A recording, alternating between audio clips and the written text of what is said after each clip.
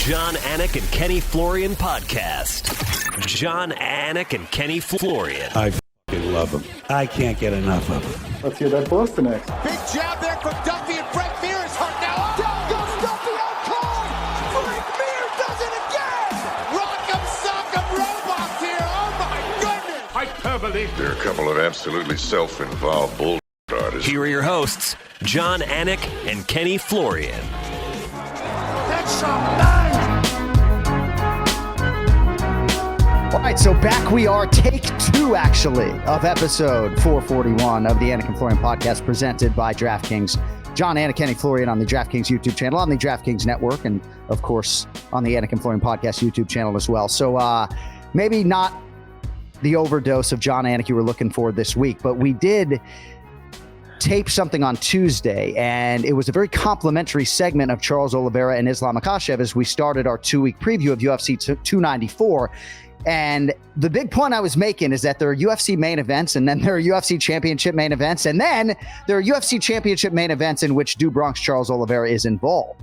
And of course, now he is no longer involved. Just been a crazy 72 hours for the combat sports leader, KenFlo.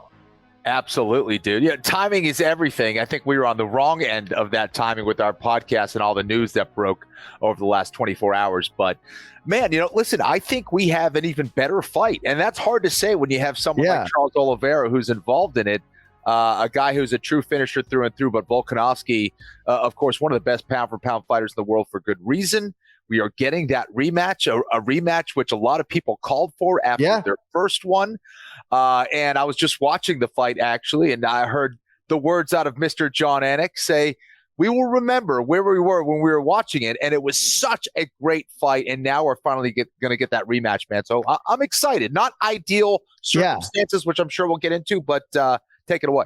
Well, and I think your opinion is that of the majority, that this maybe feels heightened in some sense, that it is a bigger fight just because the champion versus champion fight back in February between ISLAM MAKHACHEV and Alexander Volkanovsky was just so compelling. I think at times maybe it was more compelling than it was great, if I'm being honest, having watched it back this morning and the totality of those 25 minutes. I feel really badly for Charles Oliveira. And before we go four wide and do a little roundtable discussion here on UFC 294 and eventually get to our picks for Yusuf and Barboza, I just want to talk about the training accident here for Charles Oliveira, because Diego Lima, Shootbox's Diego Lima, his longtime chief corner and dear friend, posted a long post on Instagram in Brazilian Portuguese, and essentially he's suggesting what a lot of people already know, that at least as far as their preparation goes, sparring and the one-on-one nature of it is absolutely integral, not just for fight preparation, but in terms of actual strategization. And the other thing I would inject into the equation, Kenny, is that Charles Oliveira is a fucking warrior, a future Hall of Famer who is absolutely covered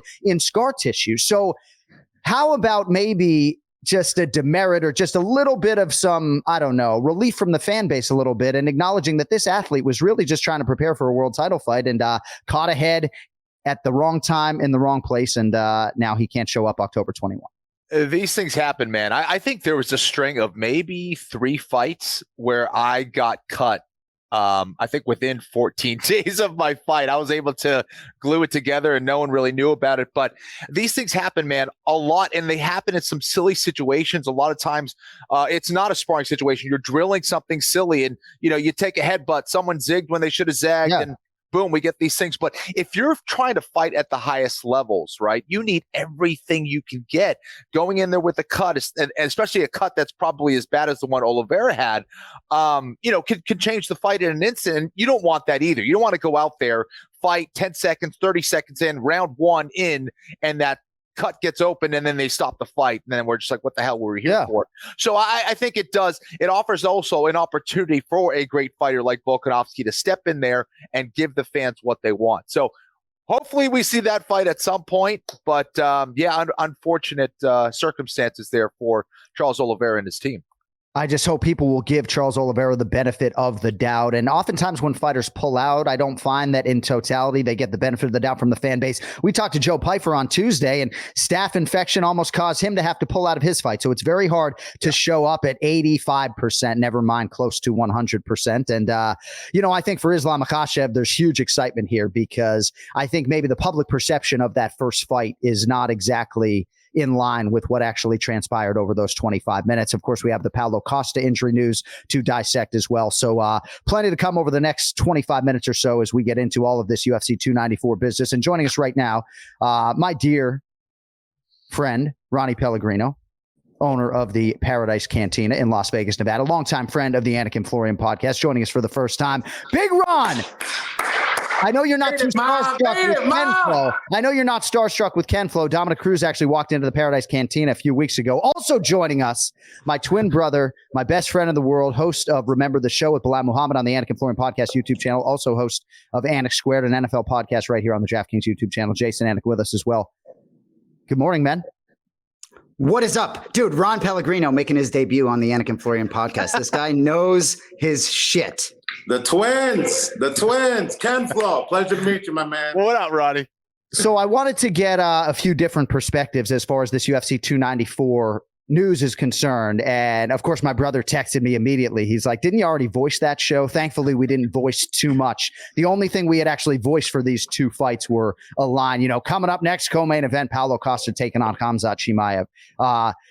But Kenny, it's just crazy how the UFC is able to pivot because of their wealth of talent. Now, who knows what exactly Kamaru Usman is getting paid to step in against Khamzat Chimaev, up 15 pounds on short notice, given his profile.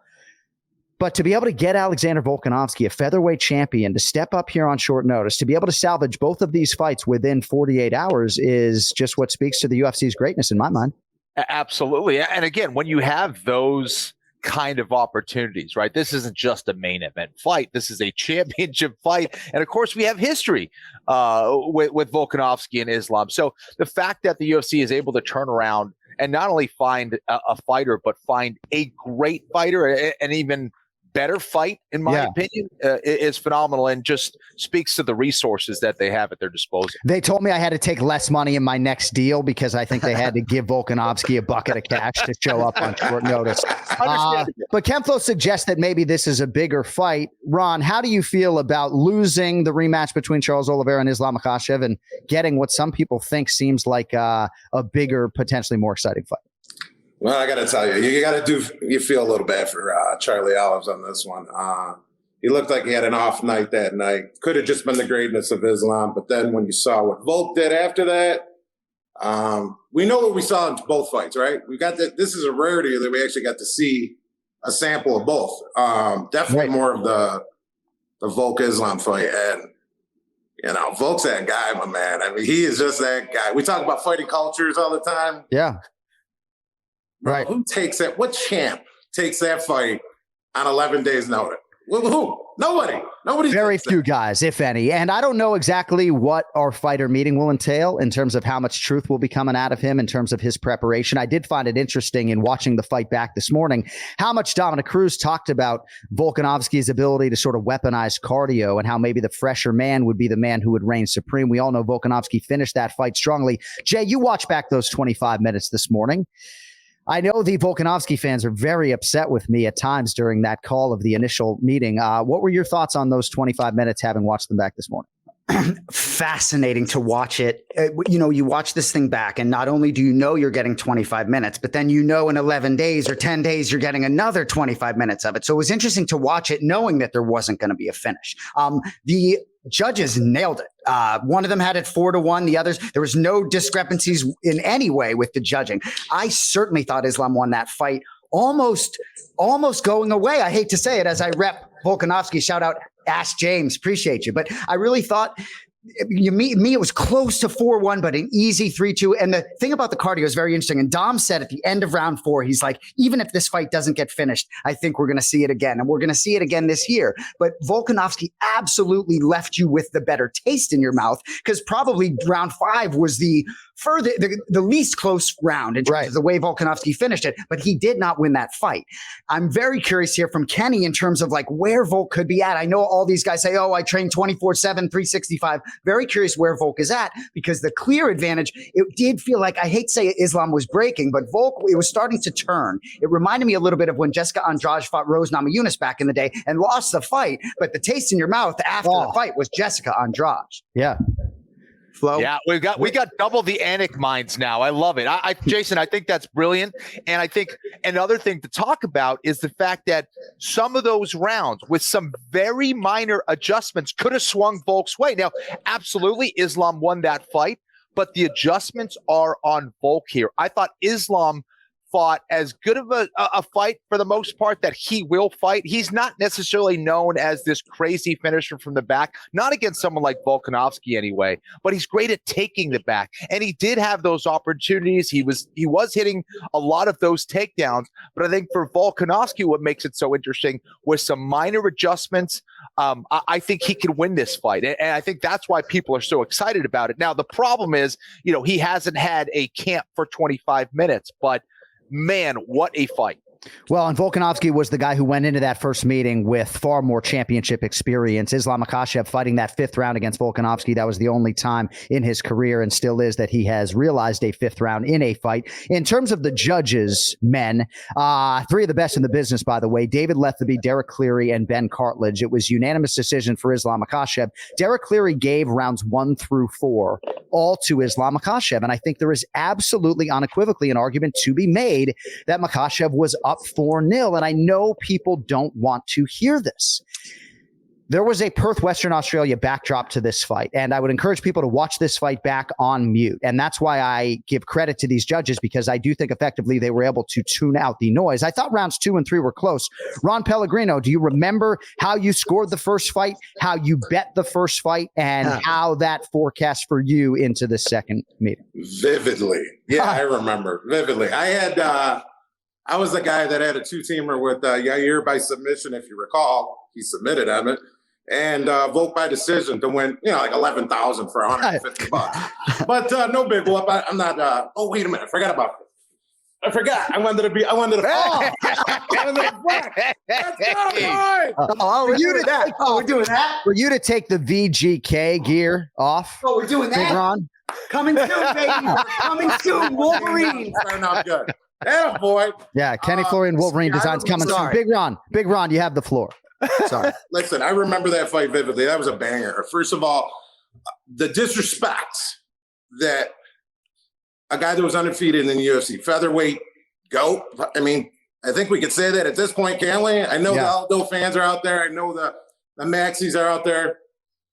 Man, he's that guy. He is that guy in every which way. And probably the most well-rounded mixed martial artist in the UFC. I don't even think that's hard to argue about. And that last fight in a loss proved it more than anything against Islam. But what he did to Yair, I've got to see Volk live 4 times. Wow. First Max, and I'm the only guy I know that bet Volk 3 times against Max Holloway. And I love Max. And I bet him 3 times. He's that guy, man. He does everything right. He's strong. I mean, he's got the strength. I know everybody always talks about he was a 200-pound rugby player, but he carries that strength. I mean, he carries a different type of just man strength. You know what I mean? And he gave Islam so much respect in that fight for a good reason, because Islam doesn't make mistakes early, at all. He just doesn't make mistakes. He doesn't put it meaning he doesn't take risks. He takes no unnecessary risk.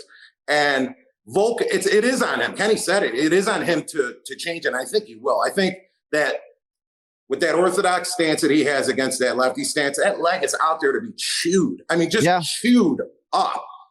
I think you're going to see him press it a lot more. I think he's going to use his cardio more than he ever did. And I think he felt his strength, and I think he feels good about it. I mean, I remember mid-fight him literally saying, he's not strong. Right. I get it. You're saying that to your corner. You're going to be honest with anybody at that moment. You're going to be honest with your corner, right? And when it comes down to 1 or 2 things, John, you said it actually when it happened. 3 minutes, I think, left in the 4th round. That whole fight was decided, in my opinion, in those 3 minutes. Volkanovski made one actual real mistake, and you alluded to it, where he was kind of playing to the crowd. I think he was yelling at Islam's corner. Right. Yep. And he stopped the initial takedown. He spread. He rushed to the fence, and God, Islam took his back so quickly, sunk in that body lock, and the round ended, and that's the whole fight. The whole fight ends up on that right then and there. I think you hit on a lot of truths there, and I do think Volkanovski can make some adjustments. I don't worry too much about his gas tank going in here. I still think he'll be able to weaponize pace. Kenny, Javier Mendez was on Submission Radio, and Javier Mendez is not a me guy at all. And not to suggest that this quote is a me quote, but he said, "I want this fight for me." And it's very out of character for Javier Mendez to say that. I think it's because, in part, he feels like the narrative that's out there from that first meeting just does not at all align with the fight that his guy fought. And if you want to sit here and suggest that ISLAM MAKHACHEV was not dominant in that first fight, then maybe I will give you that, right? Even if I had him winning the first 4 rounds. But, bro, the MAKHACHEV camp, in title defense number 1, asked to fight Volkanovski in his backyard in Perth. So to suggest that they don't want this fight in the worst way with an Abu Dhabi backdrop is crazy. I think ISLAM MAKHACHEV is very excited about what has transpired here over the last 3 days. Yeah, no question about it. And Islam is a guy that also is a very smart fighter. And we have 2 of the smartest fighters in the UFC. They know exactly what they need to do. They know how to execute. Both guys rarely make any mistakes. This is fighting at the highest level. Make no mistake about that. And, you know, as much as we're talking about Volkanovski making the adjustments and things like that, hey, guess what? Islam was in there for 25 minutes with Volkanovski as well. He can make those same adjustments. He knows Volkanovski very well now. And could certainly make some adjustments to make things easier on him and to make him more effective when he does get into some of those grappling situations. And I think he also gained a lot of confidence on the feet. I mean, he was doing extremely well. I think part of that, again, I don't want to make excuses for Volkanovski, but I think Volkanovski, took his foot off the gas a few times and didn't respect the striking of Islam. So I think people may have underestimated Islam's striking a little bit. I think he'll gain confidence from that performance as well, because of how successful he was on the feet. So there's a lot of different directions that this fight can go, which is another reason why it's very exciting. Yeah. I felt like largely Alexander Volkanovski was getting sort of credit audibly and otherwise for his counter wrestling. His counter wrestling was unbelievable, Kenny, but Makhachev's striking defense was better than Volkanovski's counter wrestling. And I do think you're right. It gave Makhachev a real chance to showcase his striking. It also gave him the chance to acquire the confidence that comes with fighting 25 minutes.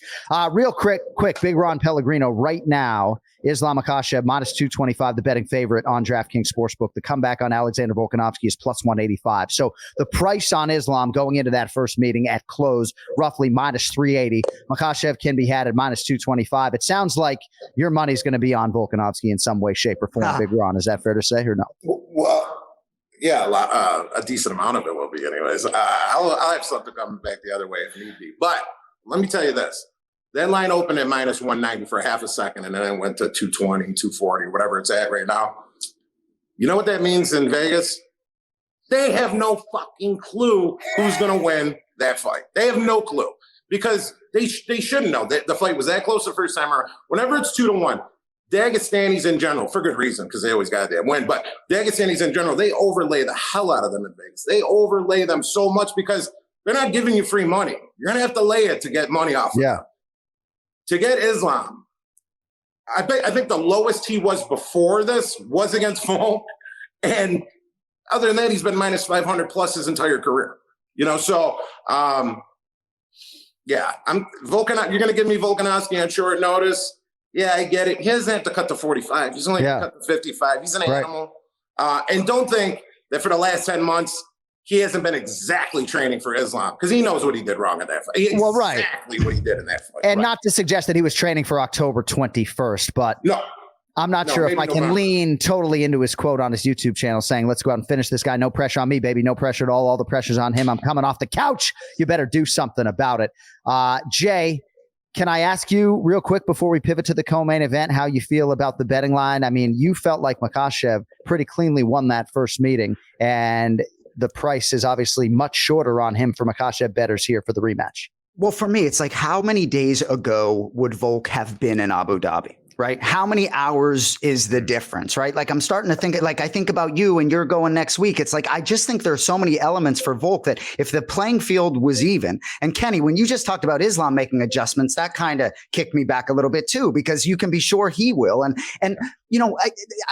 the betting line, John, I couldn't give a shit about, but Islam's striking was far better than Volk's in that first meeting when I watched it back. And so I do think, and I think there is a lot of opportunity for Volk, but I think he needs to go for the kill. Maybe he doesn't give a shit about the 5 rounds. Maybe he's like, I'm going balls out, going for the finish again. Now, a lot of these guys moving up, Adesanya, they don't really give a shit. You know what I mean? He's going to fight for his own belt in January in Toronto.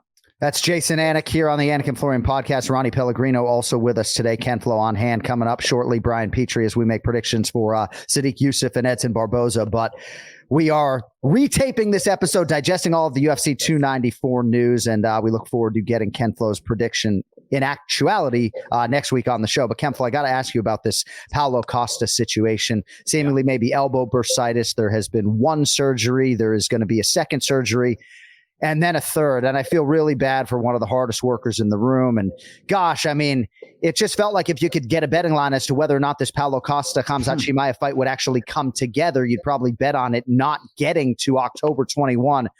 Unfortunately, that's our reality. Kenny, the good news is Kamaru Usman steps in. But man, I wanted to see Paulo Costa and Khamzat Chimaev engaged at 185 pounds. Why can't we have nice things, guys? I was looking forward to this one, man. I think Paulo Costa is just crazy enough to believe he could win that fight, and I think that's what made it so interesting. It looked like he was getting in shape, but bursitis in the knee, elbow, and those joints, it really is a pain in the ass because they always come back to reveal themselves, and you kind of.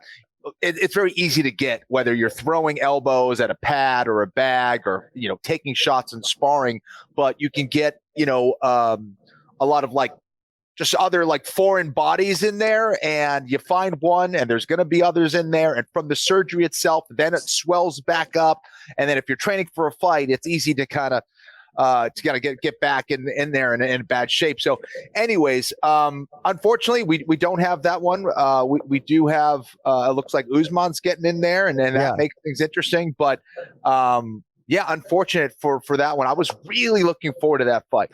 Certainly you can argue that Alexander Volkanovsky and Kamaru Usman don't have a lot to lose. I would argue firmly the other side of that, because they are 2 future first ballot Hall of Famers and 2 of the greatest of all time. And he's still getting this rematch against ISLAM MAKHACHEV. The fight's still going to happen, right? Regardless of how much time he's had to prepare. And for Kamaru Usman, right? Yeah, you can say he has twice lost to Leon Edwards and moving up a division. So maybe he has even less to lose in theory, right? But the guy wants to be competitive against Khamzat Chimaev. Ron, I'll ask you, how competitive will he be? Up 15 pounds right now, Usman plus 220 on DraftKings Sportsbook. Chimaev, the prohibitive favorite, perhaps minus 270 right now as the betting favorite. Your thoughts? I got to tell you, Usman's been training for 5 rounders his whole goddamn life, it seems like. I mean, he's been in 5 rounders for forever. It's a 3-round fight. I mean, if I was Khamzat, I'd get him out of there as quick as possible. I mean, as quick as possible, because every minute that fight goes longer. I mean, you saw his take against God. We don't we talk about how Costa never fights in it. When the hell was the last time Khamzat fought? And we don't even know what he's capable of at that. I mean, I know that wrestling always translates, and that's the hardest and that's the quickest path. But literally, we don't know. We saw him against Gilbert Burns. Gilbert Burns stopped a couple takedowns, if I remember. Gilbert Burns is a dog. Gilbert Burns hit him with his jab. Who's got the best jab in the business, man? Usman's got that brutal jab. I got a feeling he could pump it in there a little bit. And the fact that it's a 3-rounder, I think he's live. I don't think he has a lot, yes, do they have pride because they're champions? Of course, they're not, they have nothing to lose.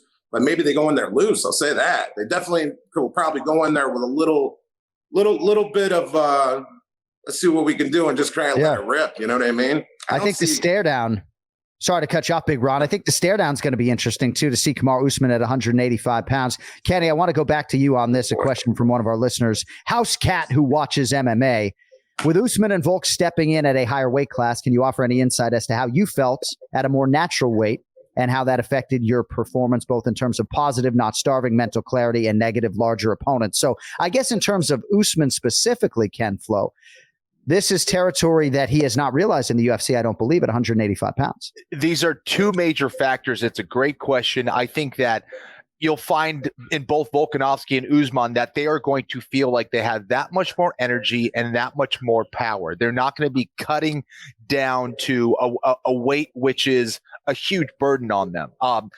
Stress-wise, physically, all those things, diet-wise. So those are things that can really break you over time, and it makes it way easier for those guys to prepare and just focus on the fight itself, right? Because many times getting on the scale is the first fight. And for these guys, I don't think it's going to be so much of an issue. So I think we'll get them at full power. How long that power can be sustained is another question, especially for Volkanovski, it being a 25-minute fight. But I agree with Ron, 15 minutes, I think he could do that all day. I think any professional fighter, if you get the call, maybe not at the elite level, but as far as going a hard 15 minutes, I think every professional fighter should be able to do that. I think the thing we're not talking about is Usman being a great wrestler. This is one of the best takedown artists in UFC history. What other wrestler at that level has Chimaev faced? Yeah. And if the wrestling does get canceled out, hey, it's anyone's game. I think Chimaev, I assume, I would hope that he learned from that last fight against Gilbert Burns, because I think he expected power to just get Gilbert Burns out of there. Right. And when that failed, I think we saw some vulnerabilities in Chimaev's striking. Yeah. Yes, he's powerful. Yes, he's fast. Does he have the defensive capabilities and the slickness yet? I'm not so sure. And I think we may be forced to see that because their wrestling could very well cancel each other out. Every single fighter meeting, Khamzat Chimaev would always say he just craved that war. He wanted that Hall of Fame type fight. He certainly got it at UFC 258 against Gilbert Durinho Burns. Jay, other than environmental factors, we have the same DNA. So I know you can relate to this, just the special feeling when Khamzat Chimaev fights, right? We haven't seen him in more than a year. He's just an absolute force. It's really a navigation for me calling a Khamzat Chimaev fight, because there's just something so electric about seeing that absolute fucking Chechen monster touch down on that canvas. It's unbelievable. I'll never forget in Jacksonville, the fight with him and Burns. I think it was third from the top, and that was the one. It's and for me, right, I think a lot about his cardio, because he scares the shit out of me, but then he does fade.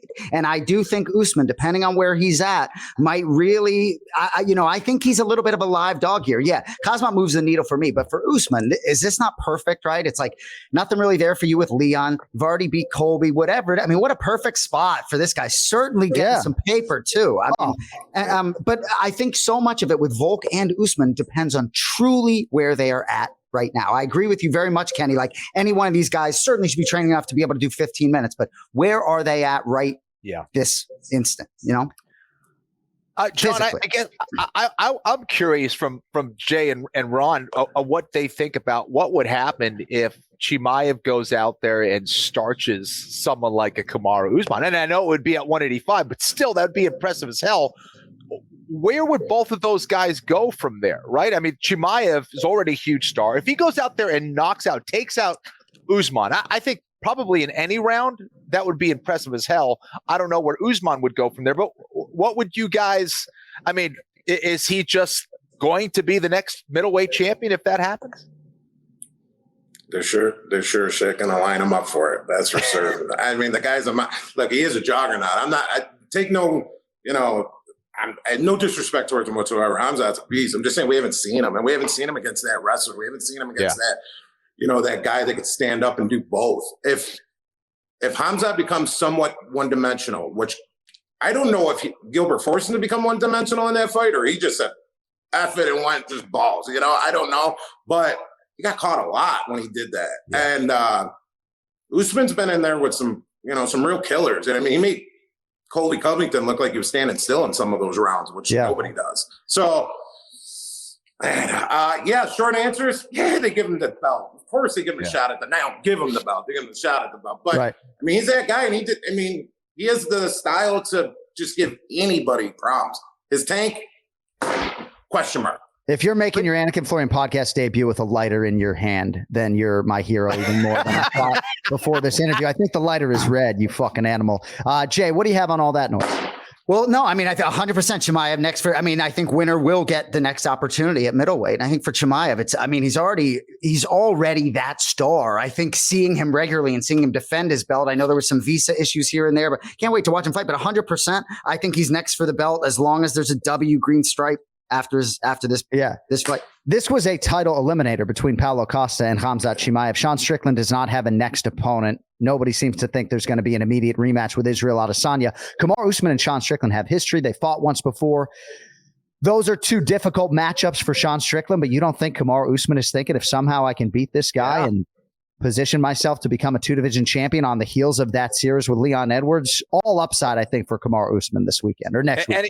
And he probably still bigger than Strickland. You know, being a welterweight, he might still be bigger than Strickland. Well, in that middleweight division, you can be sure I've talked to my boy Bilal Muhammad about the matchups there for him at times over the last year, whether it's Adesanya matchup, but a guy like Strickland, certainly physically, Bilal thinks he can match up with him. Yeah. All right. Well, if you've heard nothing Kenny said today, I hope what resonates most with you is that every fighter, and this is a broad generality, but every fighter for the most of a calendar year should be ready to go 3 hard fives, especially for fighters outside the UFC looking in, but even for fighters on this roster. I just think it can only benefit you, right? Because if Kamaru Usman was really one of these fighters that completely let himself go, there's no way he would sign on the dotted line to face Khamzat Chimaev, and that could be relinquishing a 7-figure payday and potentially the opportunity to fight for the undisputed UFC middleweight championship. All right, if you want to meet Ronnie Pellegrino, check out the Paradise Cantina in Las Vegas. You can check out his episode on Bar Rescue. It was absolutely incredible. At Ronnie Pellegrino. I love you, champ. You're the man, the king of Las Vegas, Big Ron. And thank you guys. I couldn't appreciate so much fun. Thank you. We so much appreciate having you on. Don't be a a stranger. You know it. And of course, Jason Anik at Boston Anik on Instagram. You can catch him with Bilal Muhammad every Thursday on Remember the Show. Fellas, we appreciate you joining us, and we'll do it again. Thank you guys for bringing it. Outstanding work. Good stuff. Appreciate you, boys. Later, boys. All right, Kenny. Interesting.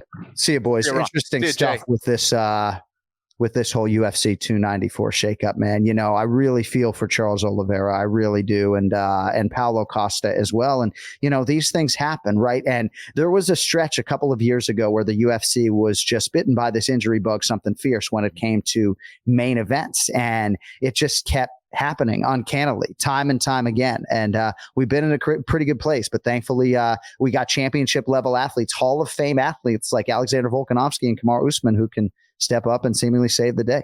Well, I think this is the beauty of having an organization like the UFC that is pretty open-minded to changes. And I remember talking about this several years ago. We kind of hypothesized, hey, what if the UFC just always had a guy on standby to come in for these big title fights? Well, it seems like they're really doing that now. Yeah. Whether it's a guy who's coming in to weigh in or whether they have people that they can call and rely on to come into these big spots, because Volkanovski coming in here like he is absolutely saving the card and perhaps making it even better. So the fact that the UFC has been more active and way more prepared for these kinds of incidences, with just combat sports, it's going to happen a lot, is huge, man. And they should absolutely be applauded for it. So phenomenal fight.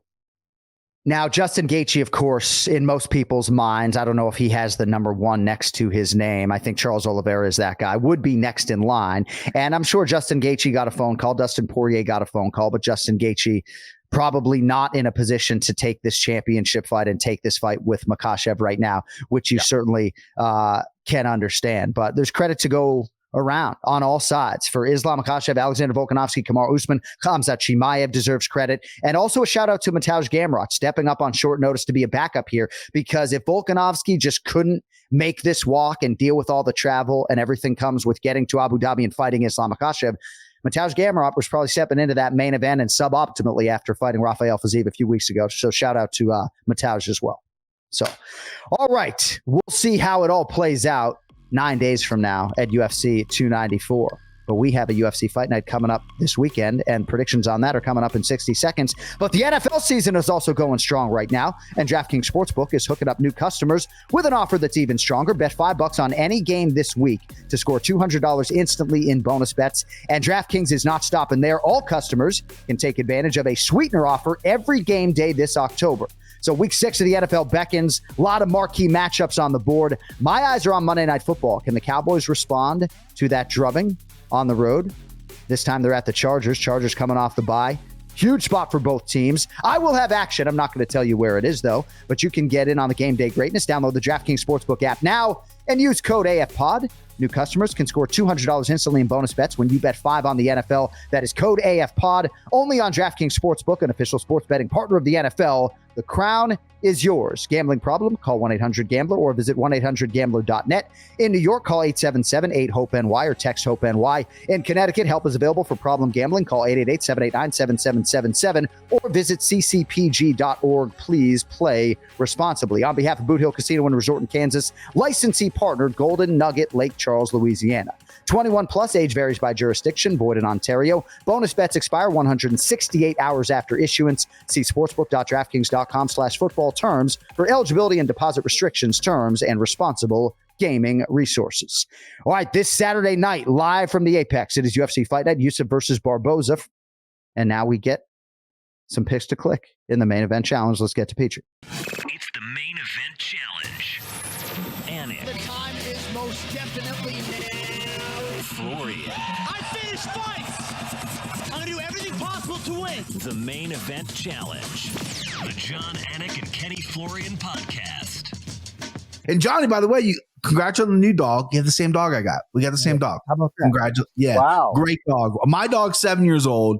He's fantastic. I got him for it was like a wedding gift for my wife. That's like her dream puppy or whatever. Yeah. After our wedding, went and picked him out. And he's been fantastic. The best thing we ever did. So yeah, congrats on the new puppy. Well, thank you. No, man's best friend. I absolutely love her. But I was so sick of my kids asking for a dog.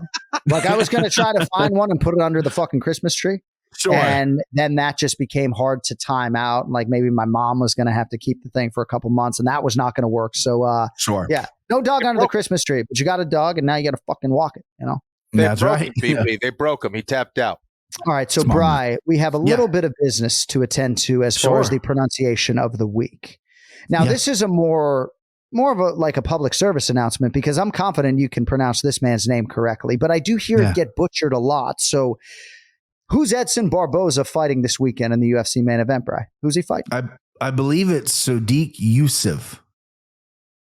All right, let's hear. No, it's pretty close. It's good enough for me, but let's hear Super Sadiq. Super Sadiq Yusuf. Super Sadiq Yusuf. Super Sadiq Yusuf.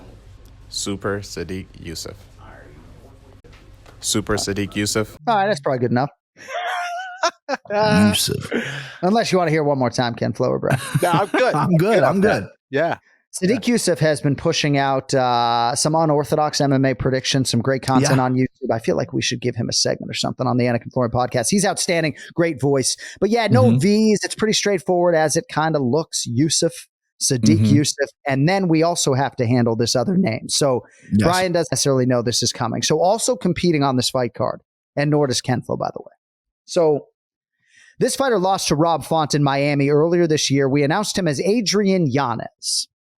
And you will likely notice a new pronunciation of his surname on the broadcast this weekend. But upon signing with the UFC, Cody, first we want the file of Adrian Yanez when he signed with the UFC. And I love this kid, by the way. This is all in good fun. But here is how Adrian Yanez said his name to tape when he signed with the UFC. Adrian Yanez. Adrian Yanez.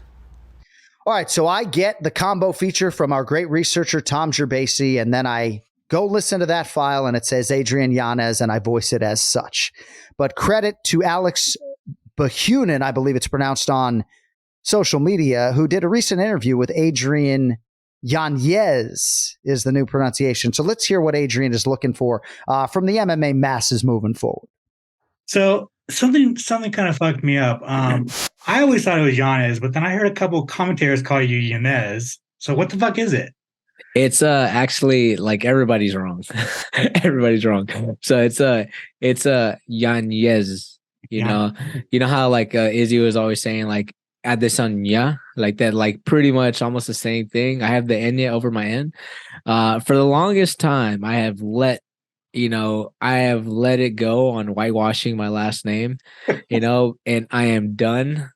I was talking to people about it, and I was like, man, like it's just easy for everybody to say Yanez. And I grew up like with people around me being like, hey, what's up, Yanez? What's up, Yanez? And I'm like, everybody's saying my name wrong, but it's a great, like, I feel like that was a great nickname for me. So that, I let it go. I let it go. So now I'm like, you know what? It has the Enya. I want people to say it correctly. Yanez. Yeah. So our producer, Cody Merrill, was the first to bring this to my attention. So Yanez, I would imagine he'll re-record his name when he gets to Las Vegas today or Tuesday, I guess it would have been. And yeah, I mean, I don't know what you guys have on that, right? But I would imagine there are a lot of parents who get involved. Like, hey, man, like, can you tell him it's fucking Yanez and stop calling you Adrian Yanez? But a lot of fighters Americanize it to tape, and then we get into this sort of gray area. Yeah, it's interesting. I just Googled his name, but I still don't see the Enye. And like when I Google it, there's not one evidence of having that Enye in his name. But yeah, no, that's cool, man, that he's getting that straightened out. That's cool. Hey, Bri, did you ever see Kenny Florian on Dr. Phil?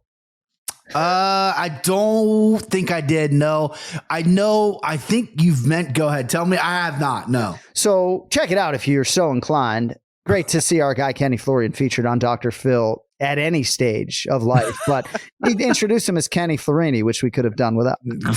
Yeah. Okay. Hey, I remember you making mention Florini. of it. Yeah. I remember making mention of it. Adrian Yanez situation is why we do take pronunciations kind of seriously, not just in my day job, but also here on the Anik and Florian podcast, because it's a big deal when you hear Adrian, a ranked fighter who some people believe can be world champion, come on and say, I'm done having people fuck up my name. And it's certainly not our intention. All right. Right. There it is. Yanez. All right. Should we update the standings? I don't know if KenFlo just wants to we're throw good. in the We can towel. just Let's run it. Let's run it. Skip ahead to. All right, fine. I mean, the new rules for the main event challenge in 2024 are going to be a more realistic representation of your bankroll. But KenFlo's like minus 7 Gs at this point. You had a 5-unit bet on Grant Dawson. Sweet. Petrie went 3-2 on the week. You did have a 2-unit whacker on Grant Dawson, but you had 3 units on Joaquin Buckley. Petrie goes minus 450. KenFlo minus 2125. So KenFlo, you're about 5 Gs back at this point. But we're going to spin it forward, guys. UFC Fight Night. Yusuf versus Barboza. First fight for us, the featured prelim at featherweight. I wanted to get a prediction from you fellas on this. TJ Brown, minus 192. Darren the Damage Elkins, plus 160. So Brown had won 3 of 4 before he was submitted by Bill Algeo in April back in Kansas City. Elkins now set for his 28th UFC appearance. 17 UFC wins for Darren Elkins. Last seen, though, in a losing effort against Jonathan Pierce last December. Brian Petrie, I've done a lot of talking. The floor is yours. Who do you like, Darren Elkins or TJ Brown? Well, when Darren Elkins fights, we got to talk about the tattoo boys, the damage. And Johnny, you are a tattoo guy. You throw some bets around. I want to realistically number from you. What would it take for you to get the same exact style, font, size on your chest? How much money would it cost? So the damage tattoo with that electricity font on my breast region. Right? Yes. So what would the number be? Yeah. What's like the lowest you think you could do it? Oh, Bri, you're really putting me on the spot. I mean, can I bide some time to think and throw it back on you? Have you thought about how you'd answer that? I have thought about it. Listen, I'm not Jon Anik, so my number would be significantly lower. But literally, if you offered me $25K, I'd do it. I got a big chest. That's a long session. Yeah, I think Anik's coming back with a 7-figure number. That's what I'm saying. I think 25K is pretty low compared to what Jon will come with. I might be coming back with a counter offer to see if we can get Petrie to fucking. I don't know. I'll do it. I don't fucking care. Who cares? So, and again, I know sometimes you and your wife will sit down and watch the proceedings. I mean, do you think you and your wife would do it for 15K? Yeah. I mean, why not? Yeah. So pay off my car. I don't care. Darren Elkins is one of my favorite fighters in the world, but this is an otherworldly bad tattoo, is it not? I mean, unless you're Darren. I mean, he likes it, and he is the damage. I mean, the guy bleeds before he steps in the fucking cage. The scar tissue is crazy. But what's even crazier here for me, I'm going to jump right in the breakdown. No pausing here, Johnny. I didn't mean to put you on the spot. TJ Brown's wins are over guys who are either doesn't have a win in the UFC or no longer in the UFC. He's fought some good competition. He's gassed out in some of those things. He's been bullied in some of those fights as well. Big, well put together guy, but I can't lay this 2-1 over Darren Elkins here. This is crazy. Darren Elkins is still crafty on the ground. His stand up is very pushy, but he does have some power. He's got that old man Indiana power in there. And I think he can catch TJ Brown on the feet. You know, when it goes to the ground, it's going to be interesting. I think Darren Elkins is a scrambler. No one really can just control him on the ground unless you're elite. TJ Brown likes to get to fight to the ground. That's his primary base. He likes to grapple. He likes to get you on the ground. But man, I really like Darren Elkins here at this plus money. I think Darren Elkins can squeeze out maybe a decision, maybe a third round submission. I think TJ Brown would have a significant advantage on the feet if he wants to keep it there. He is improving. He is getting better. He's left Arkansas. He's made some changes. I know him and Bryce are boys, but if he decides to grapple with Darren Elkins, this fight's going to get a whole lot interesting. And I can't lay almost 2-1 on TJ Brown when you got a plus money on the damage. So give me Darren Elkins. I'm confident in this pick as much as I could be on a plus 160. Kenny, I heard very little of what Brian had to say. I'm sitting here thinking in my inner monologue how mortified my daughters would be if I took, say, $500,000 to get the damn tattoo. Because every time we go to a water park, like we live in Florida, my shirt's off a lot. Sure. And just going to water parks and, you know, oh, there's the UFC announcer with the fucking damage tattoo. You know, I may never be able to afford like a golf membership or a second house, but I feel like I'd rather work for the money than get the tattoo. But I guess my number's $500K. If someone wants to give me $500K because I got 3 kids, I guess I'll get the tattoo. I love it. To the Anik and Florian podcast listenership, and we have a lot of whales out there. If you want to help us, right? I'm putting in $1,000. Okay, we need $1,000 in order for Brian Petrie to get the damage tattoo. So if our listenership and viewership can come up with $14,000, Brian is forever branded the damage. Kenny, I'll do it. Pick on the fight. I love it. We got to get the right measurements. We got to make it, it needs to fit on that big chest of Brian. It's a big chest. I can't wait to see it. That's a long sit too. I'm gonna have to sit there and take it. I forgot about that. The damage. I love it. Listen, this fight's interesting. I am not as confident in Darren Elkins as maybe Brian Petrie is. I do think that there are paths to victory for Elkins, though. No question about it. I think that, unfortunately, I think the damage has been a little bit too much on Darren Elkins. Yeah. I think that he has slowed down significantly, especially on the feet. I do agree with Brian, though. He does have some power. You have to respect it. I think that Darren Elkins getting on top of you is probably one of your worst nightmares. Why? Because he's got a lot of pressure. He's got a lot of strength. He has the conditioning, and he'll probably be bleeding all over your face at the same time. So a lot of factors you got to deal with.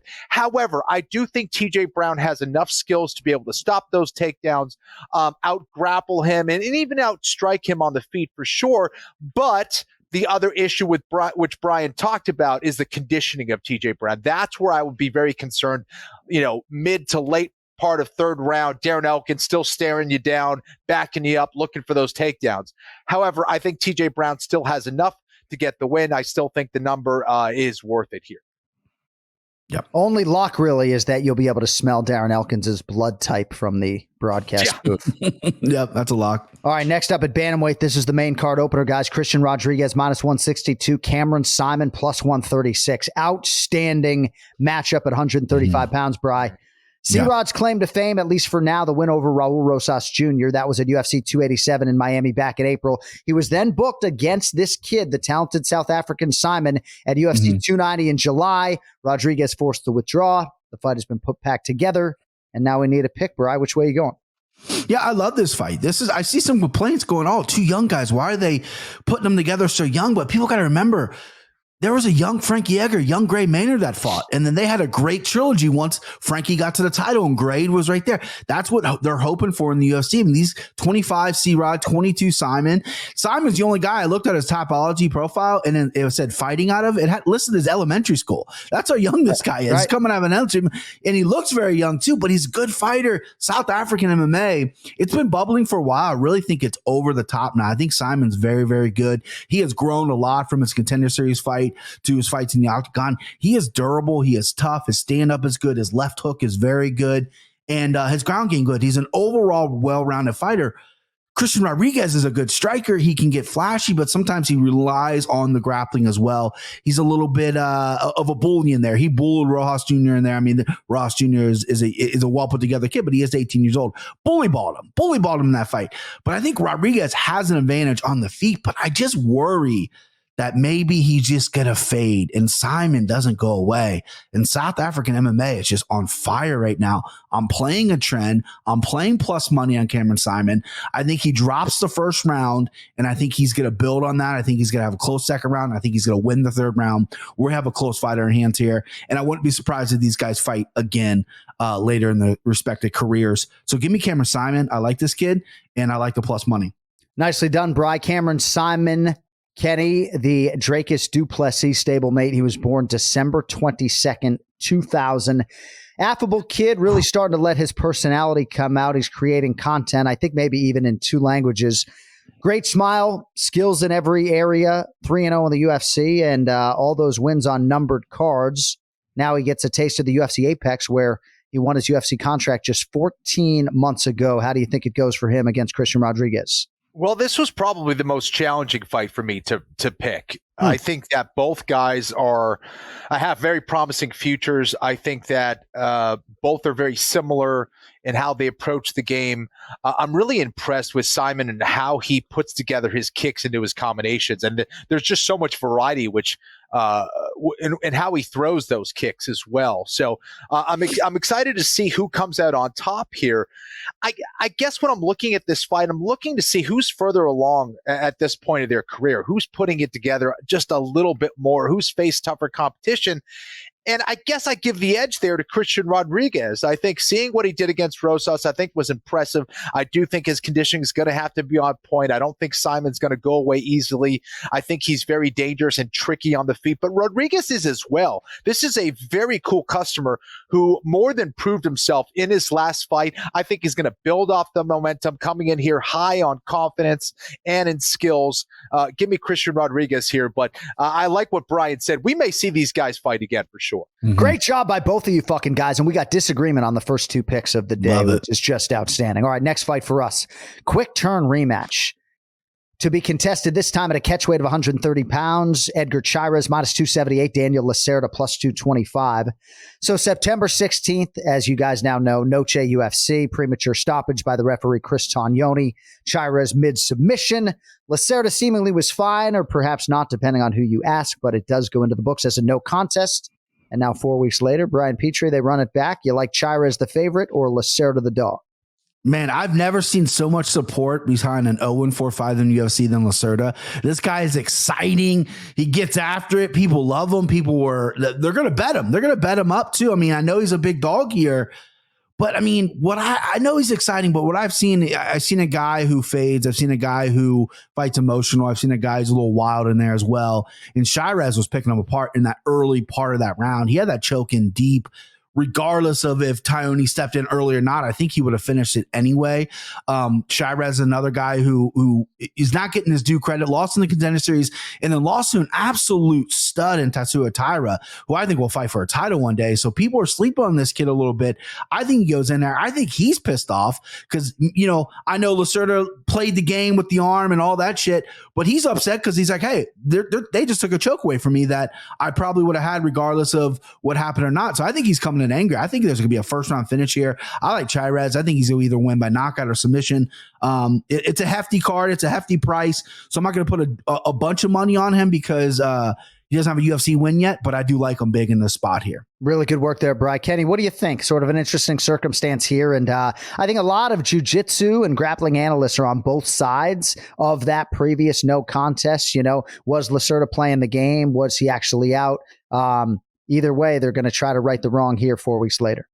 Yeah, no question about it. I think more than anything else, he never should have been in that spot. To me, it showed a lack of grappling awareness. And I think that for Chairez, he's going to go back and just do exactly what he was doing in that fight. And I couldn't agree more with Brian. I think Chairez was in full control of that fight. There was nothing really besides that takedown that Lacerda hit in that fight where I said, well, Lacerda had a chance. he really was getting out grappled. He was getting out struck. When I see something on that level, when I see a certain consistency and theme throughout that fight, yes, we only saw up until round one. I need something to change my mind, and I just don't see it at this stage of the game. Hey, maybe Lacerda comes in hot, but I do think he gets a little reckless sometimes. There's holes in his game, and from what I saw in that first one, there's nothing telling me that Chairez isn't going to win that one. So give me Edgar Chairez.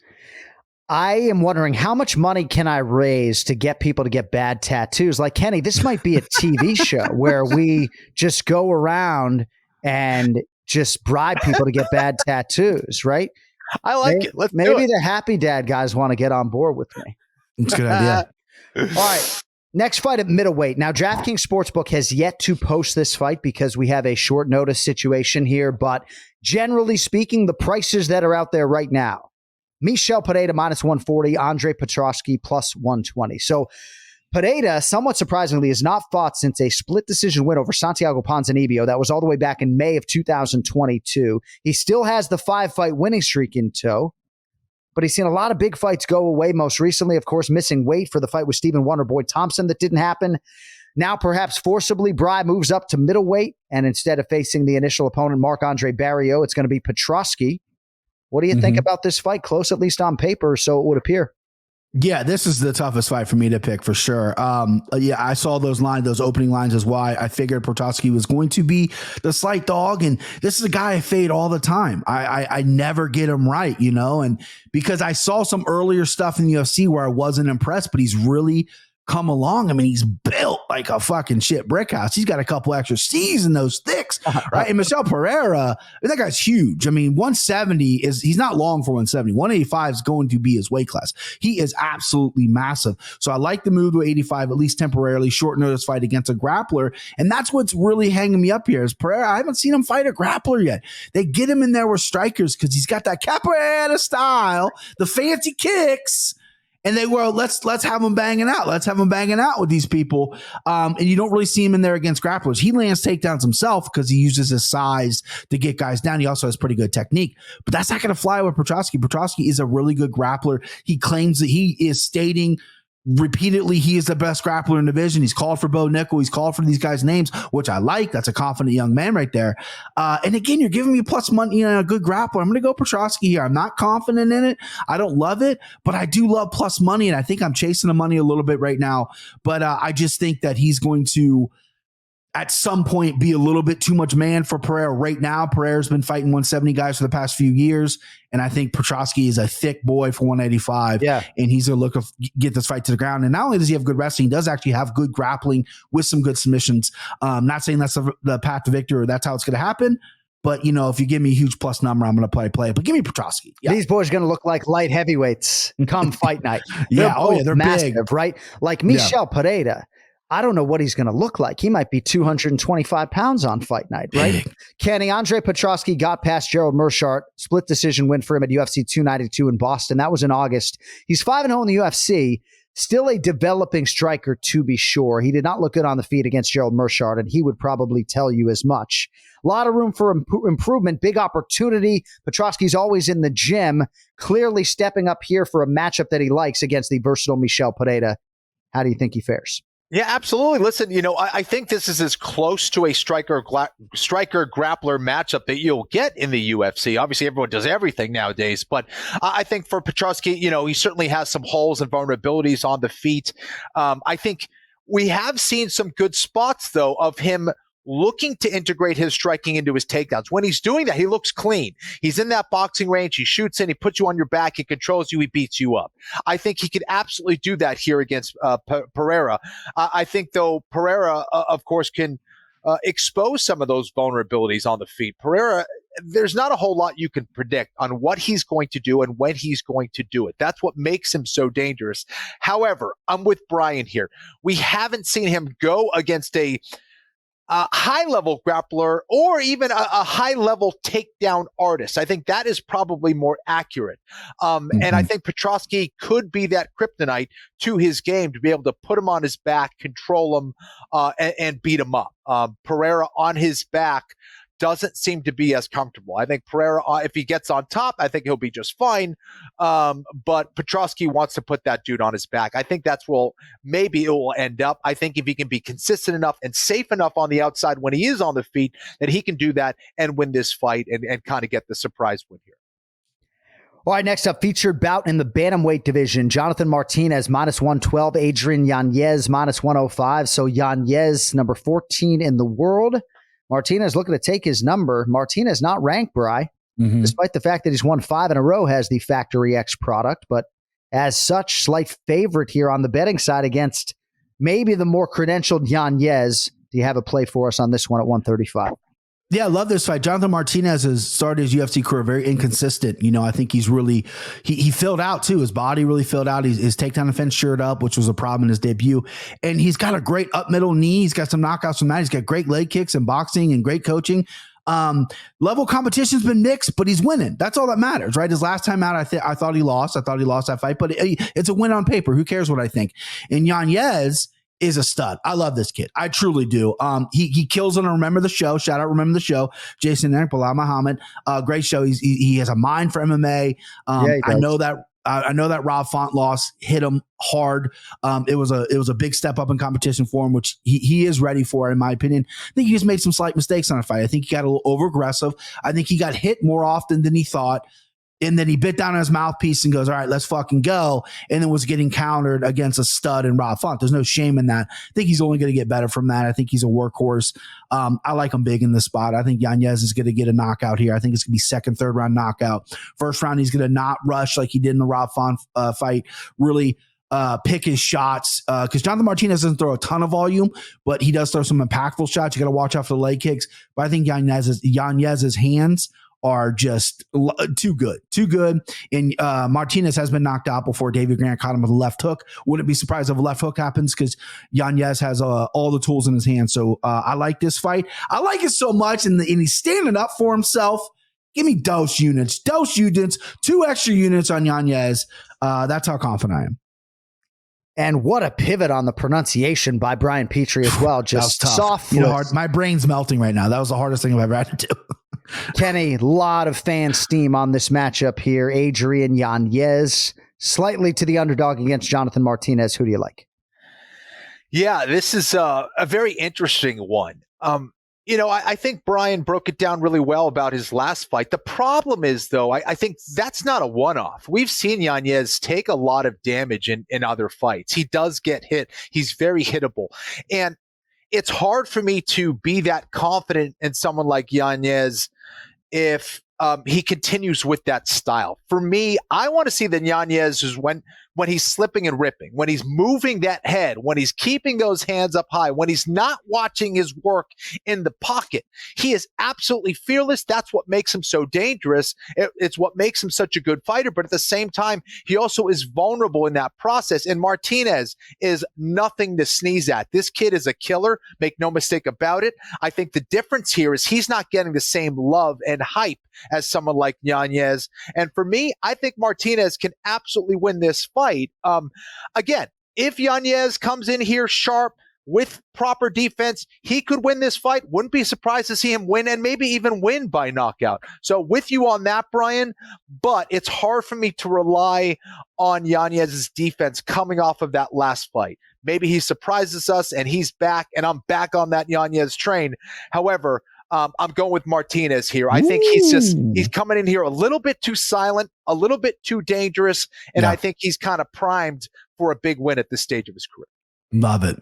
Martinez, hard got to fade in current form. Once again, dissension on that particular fight. All right, co-main event in the women's flyweight division. Former world title challenger Jennifer Maia, -135. Viviane Araújo is +114.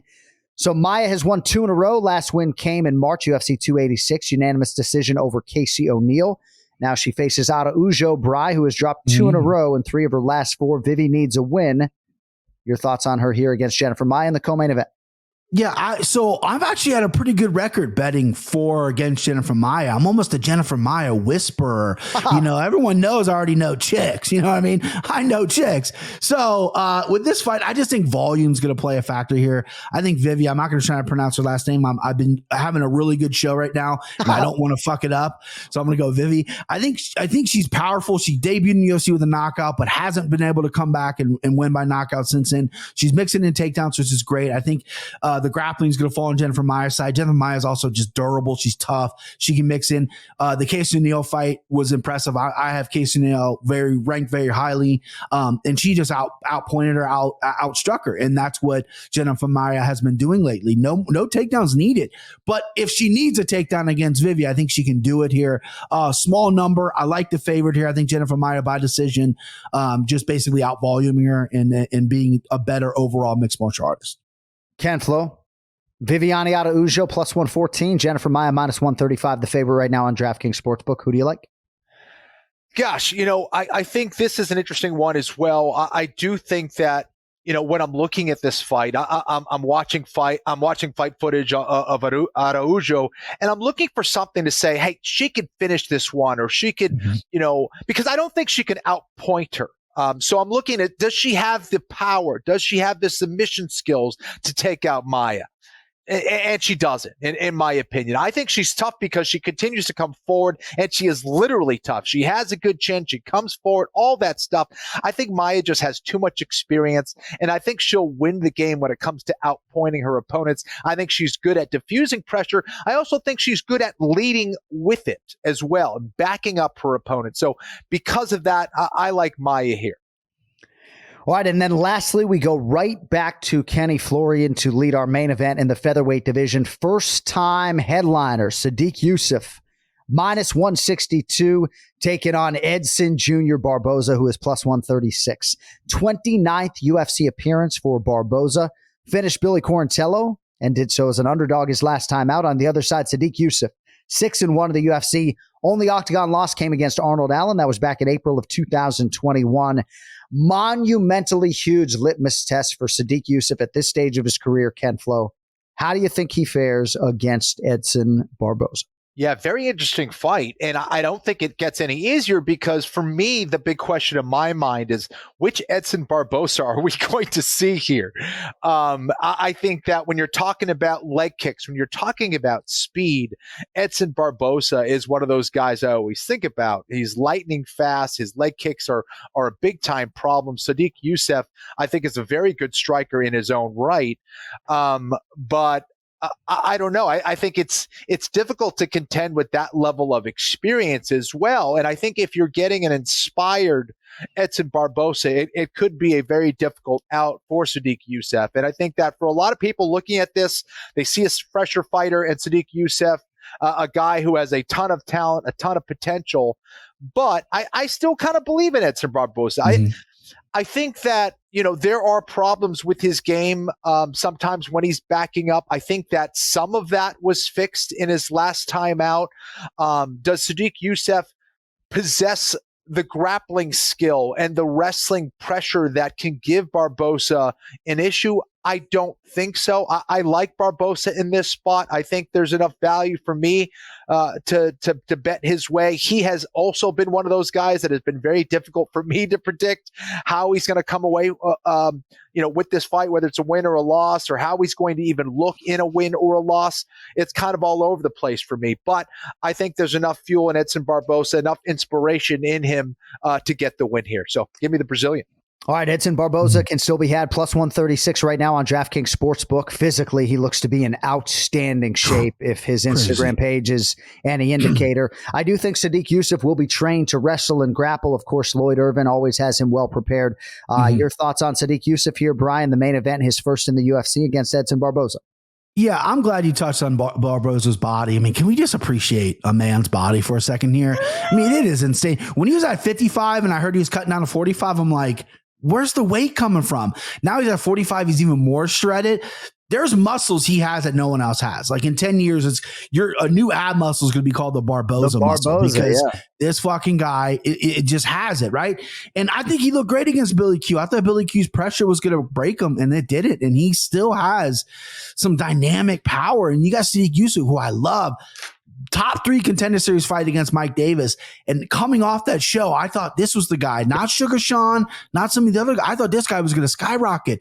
I know he had some injuries, but if you look at his record, it's been a little kind of a stalemate. Not the biggest names. He has an Arnold Allen fight in there. Very close fight. I think he got dropped in that fight, which I think twice, which I think ultimately gave Arnold Allen those rounds. But other than that, a very close fight. And he's only landed 1 takedown in the UFC, and that's against Alex Caceres. So the takedown, the wrestling, that's obviously the path to victory. But does he have it? You know, he is a very good striker. He likes to pick his shots. He's powerful. Only landed 1 takedown against Caceres scares me if you want to bet, Sadiq's going to go the wrestling route. He has a great camp, but, you know, we haven't seen it. And Barboza, underratedly, I mean, I know he's been taken down a lot. That's the path to victory, but 72% takedown defense. And it's the guys that get him on the second or third shot, not the first shot. Right. First shot he defends. Right. It's the second or third. And I don't know if Sadiq has that in his game. And if you look at Barboza, he loses to the elite grapplers and the elite strikers. Is Sadiq an elite striker? Haven't seen it yet. I think Barboza is. Barboza, usually when he gets in there against a guy that fancies some striker, he butchers him. I mean, look at the Dan Hooker fight. Dan Hooker was on fire, and he just broke him down. I love Barboza in this spot. I love the plus money here. I'm rooting for Sadiq. I think new blood at 145 will be interesting. But Barboza at 37, I think he's really just, at this point, fighting because he loves it. Because I don't know if a title is ever going to be there anymore with his age and with the losses. But this is a guy that's a dangerous guy because he's going out there having fun. And when a guy out there with all those weapons having fun, that's a guy you want to bet for. So give me the plus money on Barboza. All right, we'll see how long that number lasts. Both guys like Edson Barboza in the plus 136 range in the main event this Saturday night. If you want more from Brian Petrie, why would you not? At Brian Petrie MMA, host of the MMA Takes podcast. And we'll see, man. We'll see if we can get the fun going. You might be getting inked here in the not too distant future. Let's do it. I got a tattoo artist. I'll let him know, and he's going to be like, really? This is what?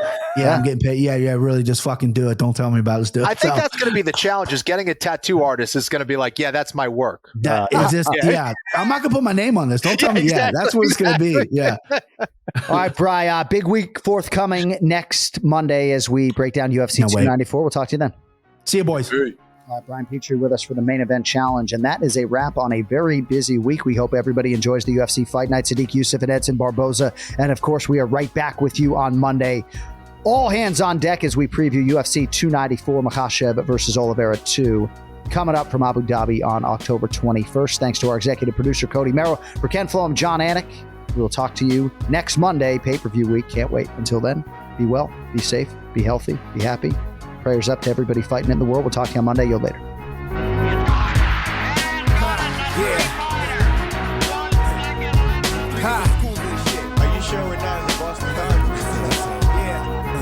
Every time I start a verse, I break at least 3 commandments. Kinda like Pluto, because I never planned it. I'm outlandish in the way that make Apaches look like they own ranches. It's the art of war. Your blood's the only color on the canvas. And I don't mean it like a thug sense of how you can get got. Fuck being gangsta, I'm hip-hop. You got it every time you walk in the label. The A&R's like nodded. Immune to your shit, cause I circle, dotted. Body heat is toxic. We got a beat, I don't gotta speak. Cop and see, start to think psychic link, make the speakers speak elitistly. Off their high horse, make an ass of their views. Your DJ must not know the alphabet, forgetting his cues. My favorite DJ got those and 6 extra L's to abuse. Esoteric John P, and I'm the new kid school. I'm Raider Ellis, nice to meet you. Show busting my styles. Egocentric, ego tripping with frequent fly smiles. DJ wants to get at the bird. He gets at the bird.